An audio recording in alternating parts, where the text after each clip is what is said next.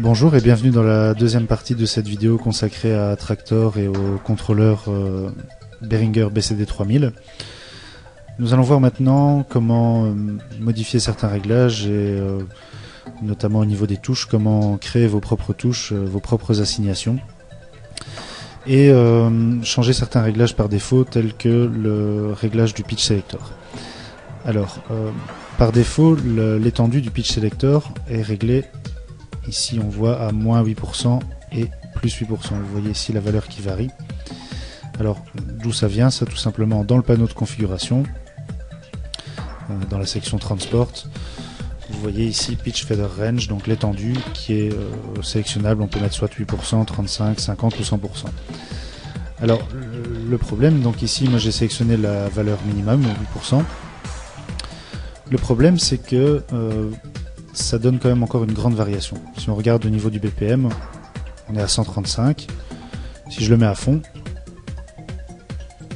je monte à 145. Et si je le mets à fond dans l'autre sens, je descends à 124.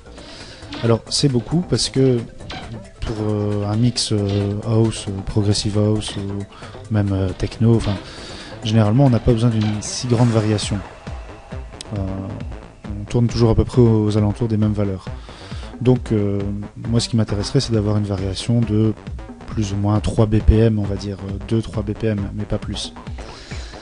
Alors le but ici c'est dans un premier temps d'assigner le slider de mon contrôleur au slider qui est ici à l'écran, et dans un deuxième temps de modifier la sensibilité de ce slider. Alors on va commencer par la première partie, ajouter le contrôle. Donc pour l'instant vous voyez que rien ne réagit, malgré que la table soit allumée. C'est normal vu qu'aucun contrôle n'a été assigné. Alors le principe est simple, il faut d'abord sélectionner la fonction correspondante et puis lui dire à quelle touche du contrôleur cette fonction va être assignée. Alors j'ajoute ma fonction, donc avec le bouton Add, je vais dans la section Tempo et il m'ajoute ici donc une ligne. Alors qu'est-ce qu'elle dit cette ligne? Le contrôle tempo est assigné au channel focus. Alors ça c'est un petit détail auquel il faut faire très attention, c'est que le focus c'est le deck qui est allumé, le deck qui est sélectionné. Alors, pour sélectionner un deck il suffit de cliquer dedans, vous voyez ici je passe de A au B. Seulement ça m'intéresse pas puisque je voudrais que le slider ici de ma table fasse fonctionner uniquement le slider du A. Et j'utiliserai l'autre slider ici, celui de droite, pour contrôler le channel B.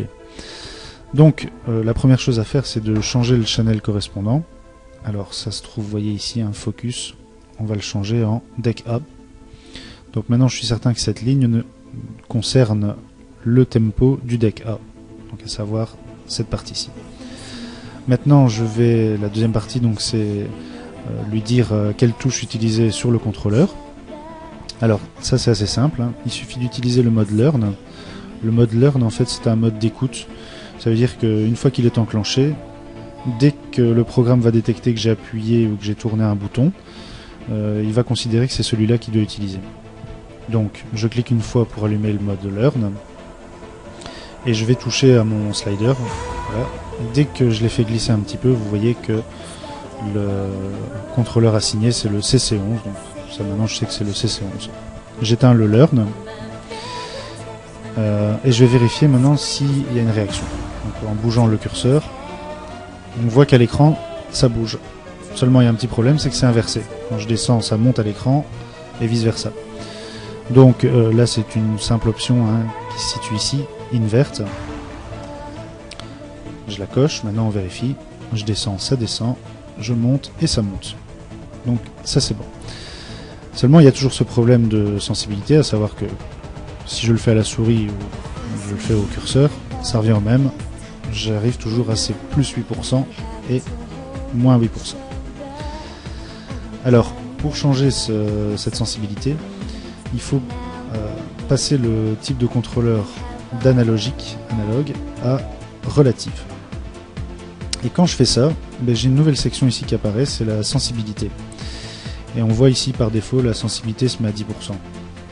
Alors sensibilité, ça veut dire la sensibilité du curseur ici, par rapport au contrôle. Donc, je vais d'abord le mettre à 100%, sensibilité normale. Là, vous observez au niveau du range que ça reste plus ou moins pareil. Donc, moins 7,9 plus 8, donc moins 8 plus 8. Maintenant, je vais modifier la sensibilité ici. Je vais lui mettre 40%. Et on voit que pour un même mouvement, donc en allant à fond ici sur ma table, maintenant je n'ai plus une variation de 8%, mais une variation de 1,2%. Alors ça c'est intéressant, parce que si vous observez au niveau du pitch, au niveau du BPM, pardon, de 134,9 on passe à 136,6.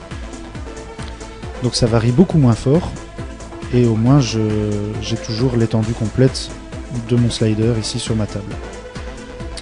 Donc c'est un petit peu le but recherché finalement. Donc là je vais encore affiner un petit peu, je vais mettre 30%. Et alors ça me permet en fait de pouvoir faire varier très faiblement ici, d'être très précis au niveau du mix. Donc à 134,9, supposons que je veuille aller jusqu'à 135,25, et bien en bougeant très peu le slider, vous voyez ici, j'ai une grande sensibilité et je suis allé jusqu'à 0,25. Voilà. Alors, une fois que vous avez fait votre premier contrôleur, c'est assez simple de faire le suivant. La ligne est sélectionnée, elle est jaune. Alors j'appuie sur Duplicate. Il me fait une copie conforme de la ligne. Alors là, il va y avoir un problème. Enfin ici, en l'occurrence, on n'en a pas puisqu'il n'y a qu'un seul contrôle. Je sélectionne, vous voyez, si il y en a une qui est jaune plus foncée, c'est celle qui est sélectionnée. Et je vais lui donner deck B. Donc maintenant je vais m'occuper du slider de droite, celui-ci. Et il ne faut pas oublier, donc c'est un bouton différent, donc ce n'est plus le CC11, c'est un autre bouton. Je ne connais pas la référence par cœur, alors à nouveau, mode learn. Je bouge mon slider un tout petit peu, et vous voyez que il s'agit du CC12. N'oubliez pas d'éteindre le learn, parce que sinon, si maintenant j'appuie sur une autre touche, par exemple, vous voyez, il change. Donc là, je resélectionne celui-ci, j'éteins le mode learn. Et maintenant, quand on observe à l'écran, que ça soit le deck A, il est bien à gauche, et le deck B fonctionne également, avec la même variation et la même sensibilité. Voilà pour la création et le réglage de la sensibilité des sliders.